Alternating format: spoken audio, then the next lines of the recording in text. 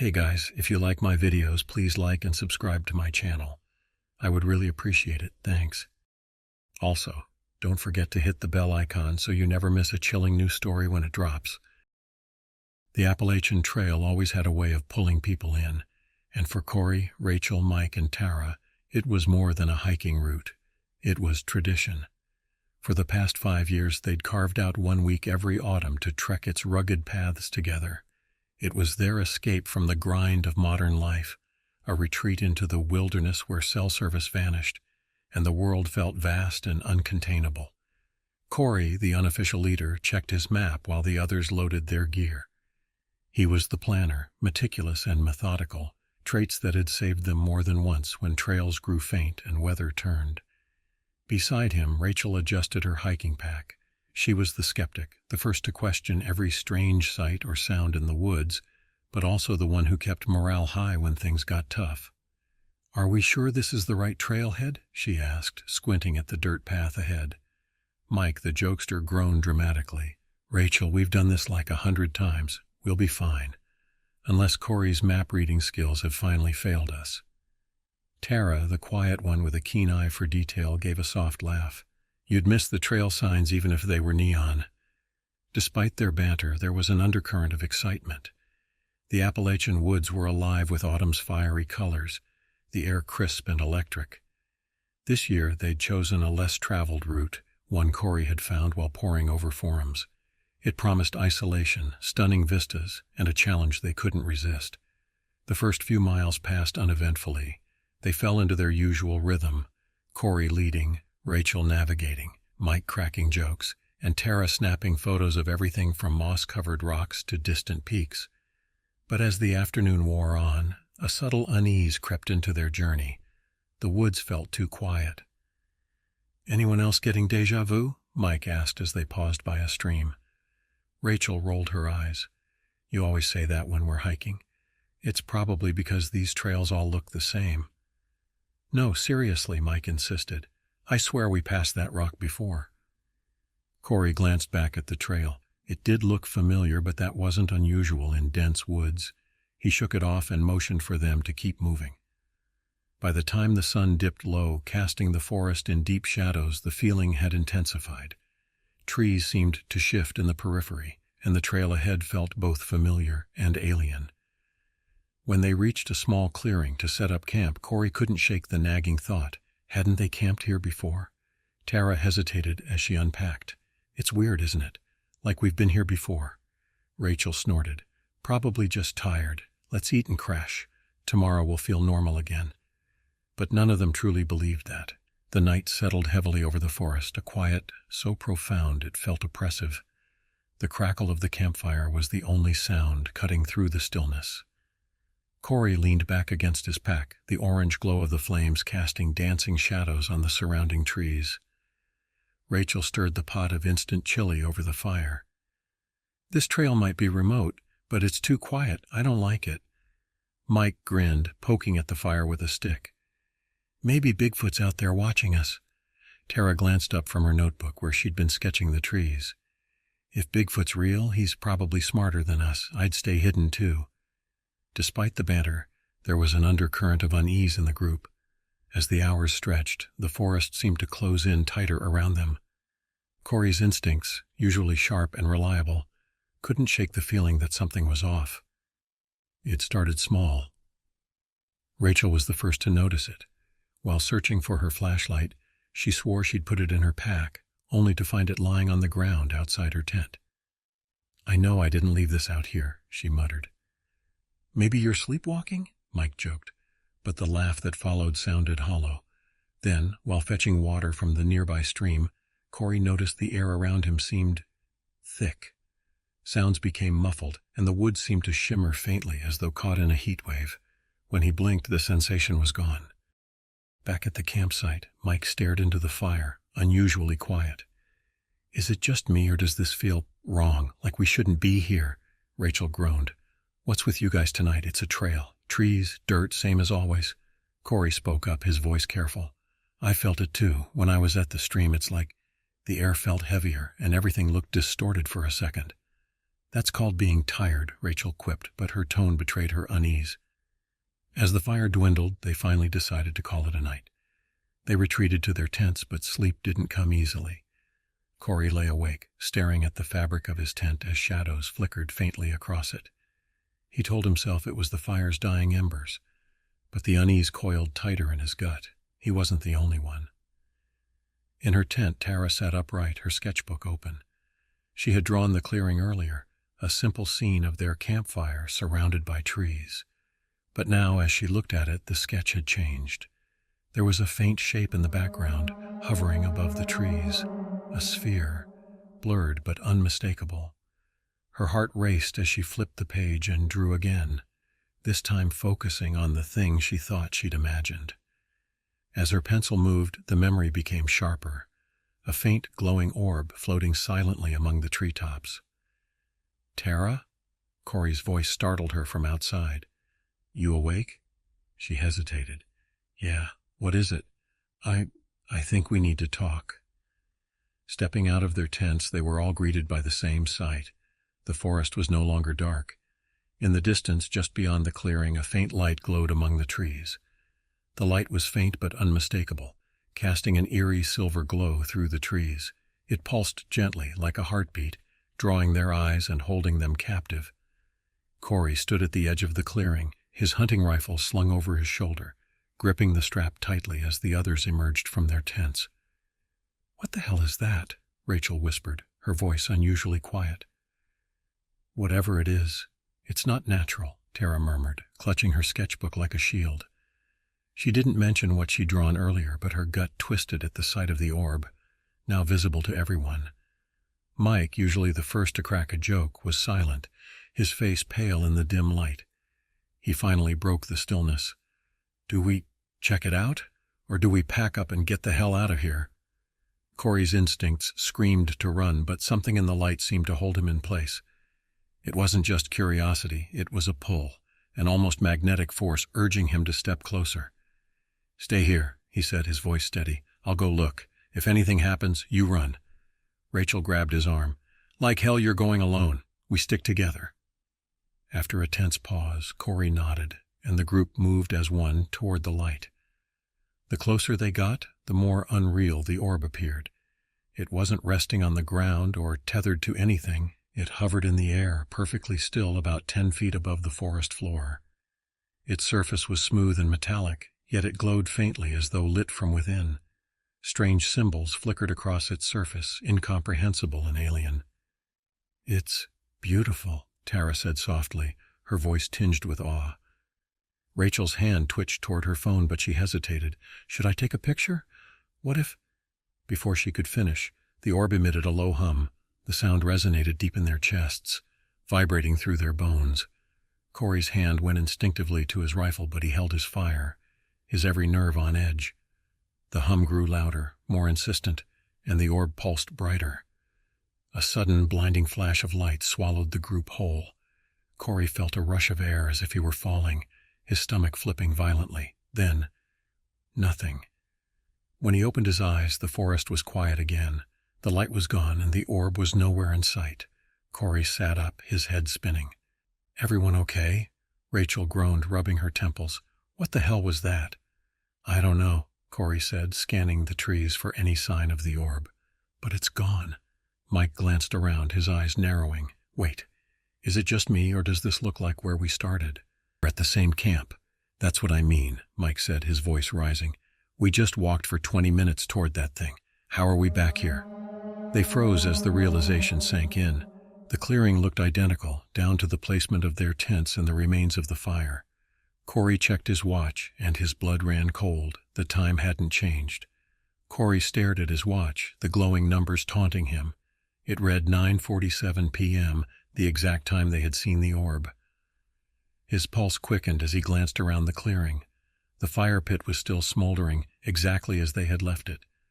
His pack sat where he'd dropped it earlier. It was as though the past half hour had never happened. "This doesn't make any sense," Rachel said, her voice wavering. "We were gone for at least 20 minutes. How is it still the same time?" Tara clutched her sketchbook, her knuckles white. "Maybe we imagined it," she whispered, The light, the orb, everything. Maybe we're just— No, Corey interrupted, his tone sharp. That wasn't our imagination. Something happened out there, and now we're back here. Mike stood abruptly, pacing around the campsite. This is insane. We walked toward that thing, and now it's like we've been reset or something, like we didn't leave at all. Reset? Rachel echoed, her face pale. What does that even mean? Are you saying we're in some kind of time loop? Corey didn't answer immediately. He scanned the woods, his hunter's instincts on high alert. The trees loomed like silent sentinels, unchanged from the moment they had set up camp. The quiet was oppressive, but it was more than that. It felt wrong, unnatural, as though the forest itself were holding its breath. We need to test this, he finally said, his voice calm but firm. Pack up your gear, we're leaving. Leaving? Mike barked a bitter laugh. To where? If we're stuck in some kind of loop, won't we just end up back here? Maybe, Corey admitted, but we can't sit here and do nothing. If we're being messed with, we need to figure out how to stop it. Reluctantly, the group began packing. Every movement felt surreal, as if they were going through the motions of a dream. Rachel kept glancing at her phone, but it refused to show a signal. Tara silently stuffed her sketchbook into her bag, her hands trembling. They left the clearing, retracing their steps down the trail. Corey took point, his rifle slung across his back, every step measured and deliberate. Rachel stayed close, her flashlight cutting a narrow path through the darkness. After 10 minutes, the tension began to ease. The trail ahead looked unfamiliar, a good sign that they were making progress. But just as Corey began to feel a glimmer of hope, the air around them shifted. It was subtle at first, a faint hum, barely audible, vibrating through the trees. Corey froze, his hand instinctively going to his rifle. The others stopped behind him, their breaths shallow. "Do you hear that?" Tara whispered. The hum grew louder, more insistent. The forest around them seemed to shimmer, as though caught in a mirage. Then, without warning, the world lurched. Corey stumbled, grabbing a nearby tree for balance. His vision blurred, his stomach twisting as though he were falling. When the sensation passed, he looked around, and his heart sank. They were back in the clearing. The tents were there, the fire pit still smoldering. The group stood in stunned silence, their packs still on their backs. Rachel broke the silence, her voice trembling. "No, no, no, no, this isn't real. We didn't just—" "We did," Corey said grimly, his jaw clenched. "We're back. It's the same place, the same time." Mike dropped his pack and kicked a nearby log in frustration. "This is a nightmare. What the hell is happening to us?" Tara opened her sketchbook, flipping to the page where she'd drawn the orb. The faint hovering shape seemed to glow faintly under the firelight. She turned to Corey, her voice shaking. "It's the orb. It has to be. It's keeping us here." Corey nodded slowly, his gaze hardening. "Then we need to figure out what it wants, or how to stop it." The clearing felt smaller now, like the forest had closed in around them. The air carried a suffocating weight, as if the woods themselves were alive and watching. Corey paced near the fire pit, his rifle resting against his shoulder. He felt the frustration bubbling in his chest, but he couldn't afford to lose control. Not yet. "We need a plan," he said, his voice steady despite the growing unease. "Sitting here isn't going to solve anything." "A plan?" Mike snapped, throwing his pack down. "How do you plan for this, Corey? We're stuck in some kind of freaking time loop with a glowing orb messing with our heads." "Mike, yelling isn't going to help," Rachel cut in, though her tone carried its own edge of panic. She crouched next to her pack, digging through it for anything that might provide answers. Maps, a compass, even a flashlight with a different beam. Everything felt useless. Tara, sitting cross-legged near the fire pit, clutched her sketchbook to her chest. Her usual calm demeanor had cracked, and her eyes darted nervously toward the surrounding trees. "It's not just the orb," she whispered, barely loud enough for them to hear. "It's the forest. It feels wrong, like it's watching us." Corey stopped pacing and turned to face the group. "We can't think like that. Whatever's happening, we're going to figure it out. First, we need to test the limits of this loop. If we keep ending up back here, then we have to find out why." "And how exactly do we test it?" Rachel asked, exasperated. "Walk in circles until the orb shows up again?" Corey knelt by the fire pit, grabbing a stick and using it to draw a rough diagram in the dirt. We split up just for a short distance. Each of us takes a direction, marks our trail somehow, and we meet back here in 10 minutes. Mike raised an eyebrow. Split up? In this situation? That's the dumbest idea you've ever had. No one's going far, Corey said, his tone firm. We need to know if there's a pattern. Maybe we'll see something different if we're not all together. Reluctantly, they agreed. Each of them grabbed a piece of chalk Corey had in his pack and headed in separate directions, marking trees as they went. Corey moved west, his rifle in hand, his eyes scanning every shadow. He kept his steps slow and deliberate, his mind racing with possibilities. After about 5 minutes, he stopped. Something felt off. The forest ahead looked identical to the forest behind him. He turned, following his chalk marks, only to realize they led him directly back to where he'd started. "What the?" he muttered, his grip tightening on the rifle. He wasn't the only one. Back in the clearing, Rachel was the first to return, her face pale. "I didn't even go that far, but I ended up walking in circles. The marks on the trees, some of them were already there." Mike burst back into the clearing moments later, his breathing ragged. "Same thing. I swear I kept walking straight, but it was like the trees were moving." Tara arrived last, her expression blank. She sat down by the fire without saying a word, flipping open her sketchbook. On the last page she'd drawn something new, a dark mass, indistinct but unmistakably alien, hovering just beyond the edge of the clearing.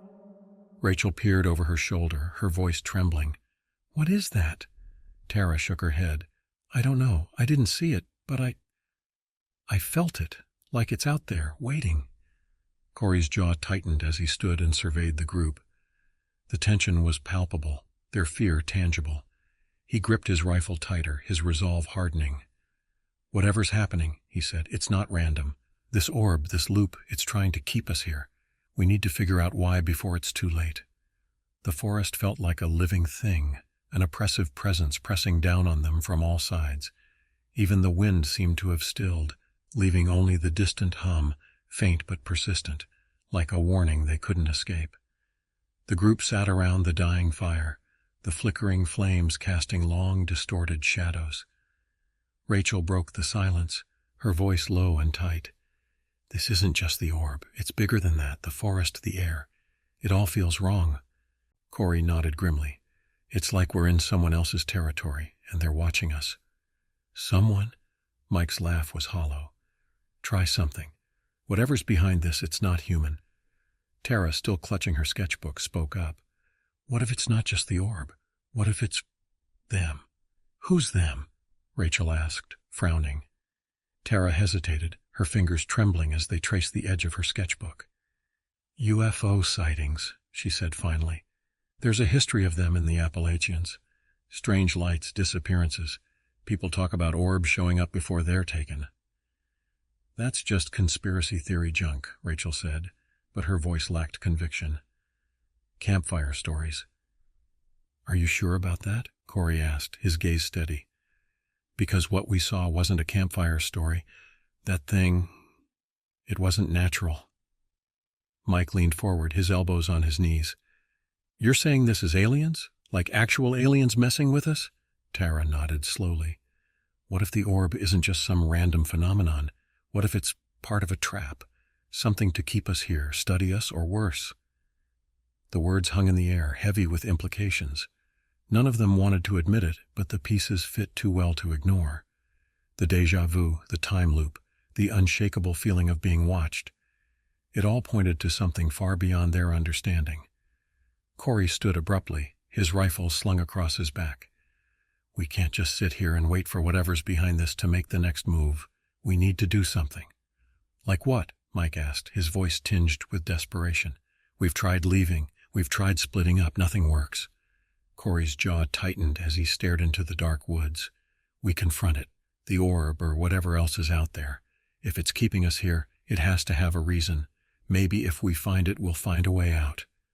"That's insane," Rachel said, but her voice wavered. "What if it's a trap?" "It probably is," Corey admitted, "but it's better than sitting here, waiting for the same thing to happen over and over." The group fell silent, the crackle of the fire the only sound. Finally Tara spoke. If we go back, we'll need to stick together. No splitting up, no running. We face it as a group. Corey nodded. Agreed, everyone, grab your gear. We move now before the loop resets again. They packed quickly, the fear in the air giving their movements a sharp urgency. Corey took point as usual, his rifle at the ready, while the others followed close behind. The hum grew louder as they approached the spot where they'd first seen the orb. The air felt thick, charged with a strange energy that made their skin prickle. When they reached the clearing, the orb was there, hovering silently above the ground. Its glow was stronger now, its surface alive with shifting, incomprehensible symbols. Corey held up a hand, signaling the group to stop. "What now?" Rachel whispered, her voice barely audible over the hum. Corey's eyes stayed locked on the orb. "We see what it does. If it tries to reset us again, we fight back." They waited, the tension mounting with every passing second. Then the orb pulsed, its light growing blindingly bright. The hum rose to a deafening pitch, and Corey felt the world begin to tilt. "Hold your ground," he shouted, bracing himself against the wave of energy crashing over them. As the light consumed them, Corey caught a glimpse of something beyond the orb. Shadowy figures, tall and thin, standing just beyond the clearing, watching. And then everything went dark. Corey's eyes snapped open, and he found himself lying on the ground, staring up at the canopy of trees. His head pounded, and his limbs felt heavy, as if he'd just woken from a deep sleep. For a moment he thought the loop had reset again, but as he pushed himself up, he realized something was different. The fire pit was gone. The clearing was gone. They were somewhere new. "Corey," Rachel's voice broke through the haze. He turned to see her kneeling beside Mike, shaking him awake. Tara was nearby, already on her feet, her sketchbook clutched to her chest like a lifeline. "Everyone okay?" Corey asked, his voice hoarse. Mike groaned as he sat up, rubbing his temples. "Define okay, because my head feels like it got hit by a freight train." Tara pointed to the woods surrounding them. "This isn't the clearing. We're somewhere else." Corey scanned the area. The forest was denser here, the trees taller and twisted unnaturally, their bark dark and slick as if coated in oil. The air smelled metallic, and the hum, though fainter now, still vibrated in the background. His grip tightened on his rifle. "Stay close," he said, his tone commanding. "We don't know what's out here." Rachel moved to his side, her flashlight cutting a narrow beam through the oppressive darkness. "Do you think we broke the loop? Or is this part of it?" Corey didn't answer. He didn't know. All he knew was that they weren't safe. They began walking, sticking close together as they navigated the unfamiliar terrain. The woods felt alive, shifting around them with every step. Shadows moved where there shouldn't have been any, and strange shapes flickered in their peripheral vision. Every now and then, Tara would stop, flipping to a blank page in her sketchbook and hurriedly drawing what she thought she saw, a distorted tree, a strange symbol, a flash of light. "What are you doing?" Rachel hissed after Tara stopped for the third time. "I don't know," Tara admitted, "but it's like I have to, like something's putting these images in my head." Corey motioned for silence. "Focus. If this is part of the loop, we need to figure out how to stop it.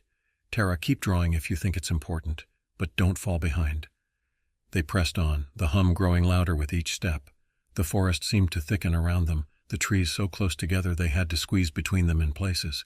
The metallic smell grew stronger, and the air felt charged, making their skin prickle. Then they saw it. The orb was ahead, hovering in a small clearing, but it wasn't alone. Surrounding it were three tall, thin figures, their forms indistinct but undeniably humanoid. They moved with a strange, fluid grace, their limbs bending in ways that shouldn't have been possible. Mike's breath hitched. "What the hell are those?" "Not human," Corey whispered, raising his rifle. "Stay behind me." The figures turned as one, their featureless faces locking onto the group. The hum shifted, rising in pitch, and the orb pulsed brighter. Corey felt the air around him ripple, a wave of energy pushing against his chest. Rachel grabbed his arm. "Corey, don't—" Before she could finish, one of the figures moved. It was impossibly fast, crossing the clearing in a blur. Corey fired instinctively, the rifle's crack shattering the unnatural silence. The figure recoiled, the shot hitting its torso and leaving a shimmering wound that closed almost instantly. "Run!" Corey shouted, firing again as the group bolted back into the forest. Tara clutched her sketchbook, Rachel dragged Mike by the arm, and Corey brought up the rear, his rifle ready as the figures pursued them. The forest seemed to twist and shift as they ran, the trees forming walls and corridors that guided them toward something unseen. The hum grew louder, and Corey felt a deep, gnawing certainty. They were being herded. Corey's lungs burned as he sprinted through the oppressive forest, his boots pounding against the uneven ground. Behind him, the shimmering figures moved like specters, their steps eerily silent despite their impossible speed. He fired another shot over his shoulder, the rifle's crack echoing through the woods.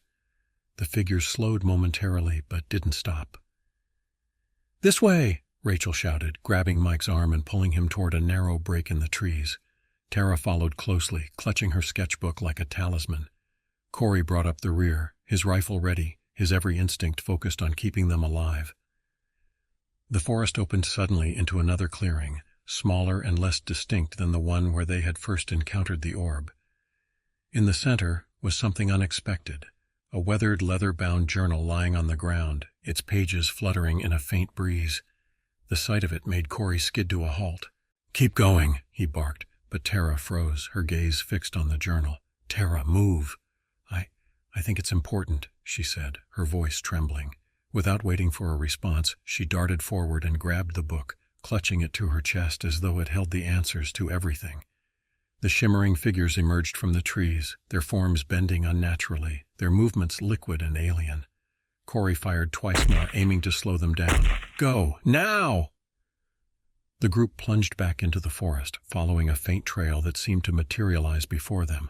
The hum grew louder and the air thickened, but the figures didn't pursue. Instead, they stopped at the edge of the clearing, their featureless heads tilting in unison as though watching. They ran until their legs gave out, collapsing near the base of a massive, gnarled tree. Corey scanned the area, his rifle trained on the shadows, before nodding to the others. "We're clear, for now." Tara flipped open the journal, her hands shaking. The pages were filled with scrawled handwriting, diagrams, and strange symbols similar to the ones they had seen on the orb. Some of the words were smeared, the ink faded, but enough remained legible. "What does it say?" Rachel asked, leaning over her shoulder. Tara read aloud, her voice barely above a whisper. "They come when the orb calls. They study us, trap us. The loop is their experiment. The only way out is through." "Through what?" Mike asked, his voice rising in panic. "What does that even mean?" Tara flipped to another page, where a crude map of the forest had been sketched. A marked location near the center was labeled with a single word, threshold. "It's a doorway," she said, her voice steadier now. "Whoever wrote this thought there's a way to break the loop by going through this threshold. It's connected to the orb." Corey's brow furrowed as he studied the map. "If it's a way out, we have to try. But getting there won't be easy. Those things won't let us go without a fight." Mike groaned, running a hand through his hair.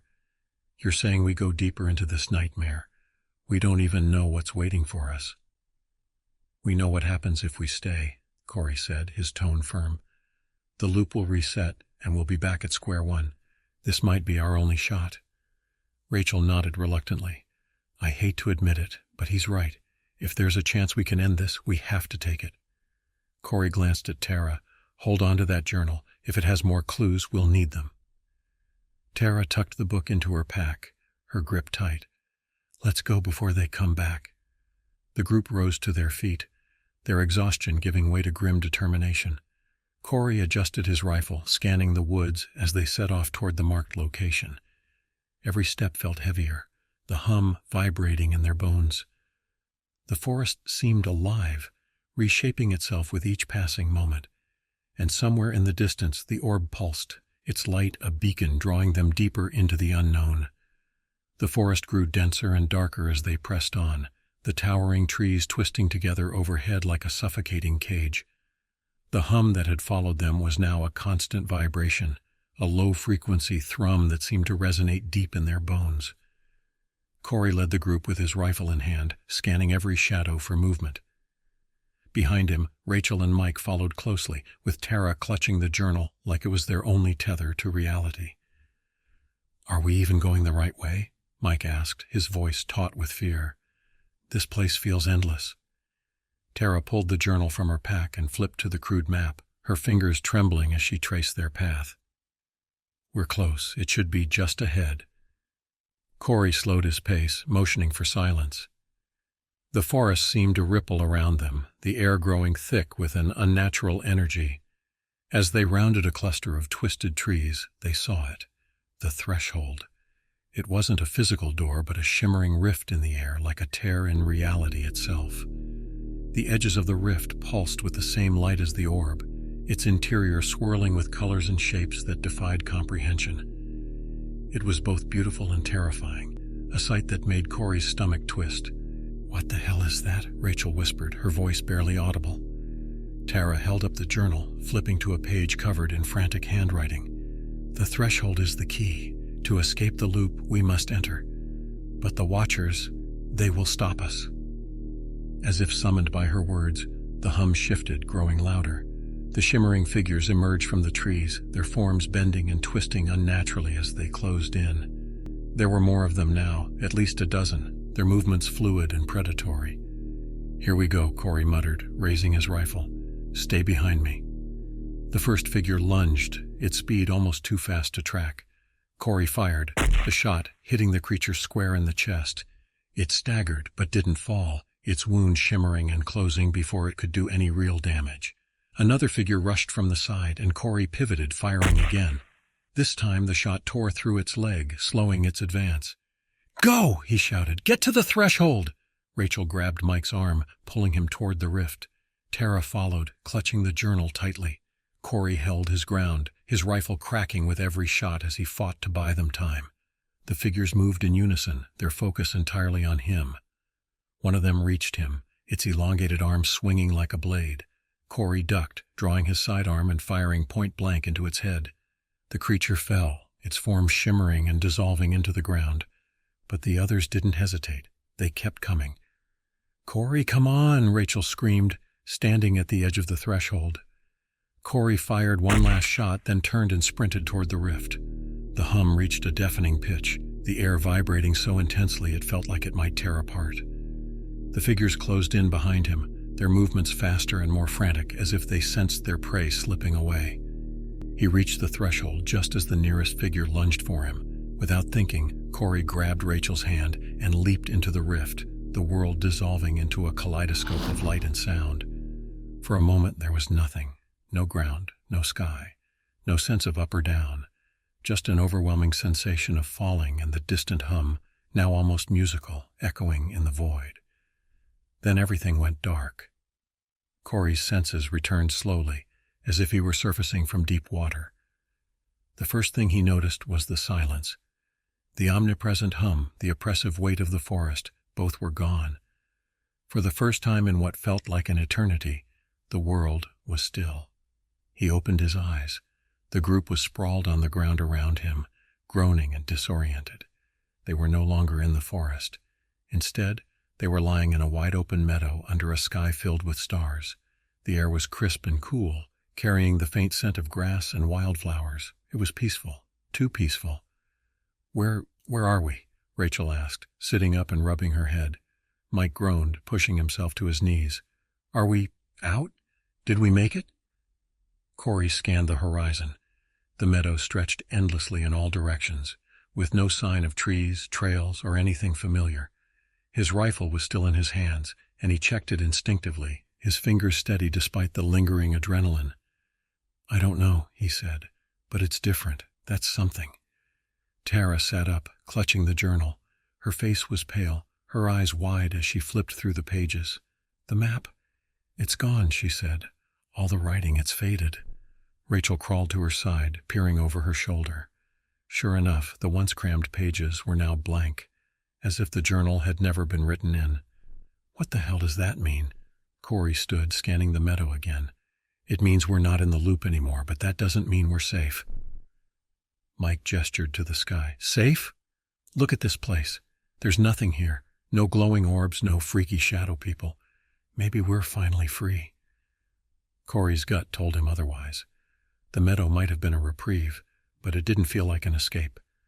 There was something unsettling about the stillness, the way the stars above seemed too bright, too perfectly aligned. He adjusted the strap of his rifle and looked at the group. "We need to move. Sitting here won't get us answers."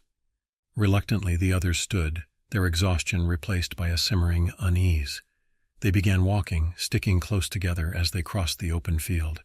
Every step felt heavier, the silence oppressive. No birds called, no wind stirred the grass. It was as though the world itself were holding its breath. After what felt like hours, they stopped. The meadow stretched on endlessly, unchanged. Rachel turned to Corey, her frustration boiling over. "We're walking in circles, aren't we? This place isn't real." Before Corey could respond, Tara gasped. "Look." They followed her gaze. In the distance, faintly glowing in the dark, was the orb. It hovered just above the ground, its surface smooth and metallic, its symbols shifting like liquid light.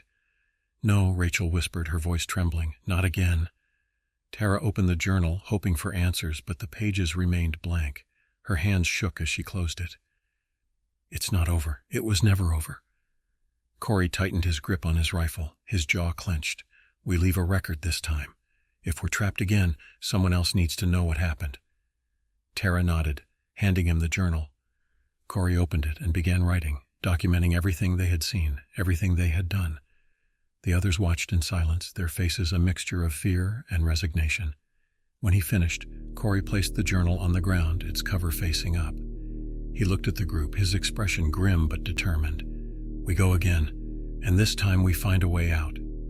They turned toward the orb, its glow casting long shadows over the meadow. One by one they stepped forward, their silhouettes disappearing into the light. The meadow was silent once more, the journal lying undisturbed where Corey had left it. Its blank pages fluttered faintly in the still air, waiting for the next hands to find it.